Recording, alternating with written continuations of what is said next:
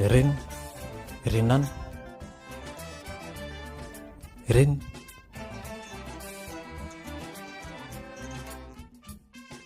rinano, inan, inangka, rinanta, inan, inanta, rin,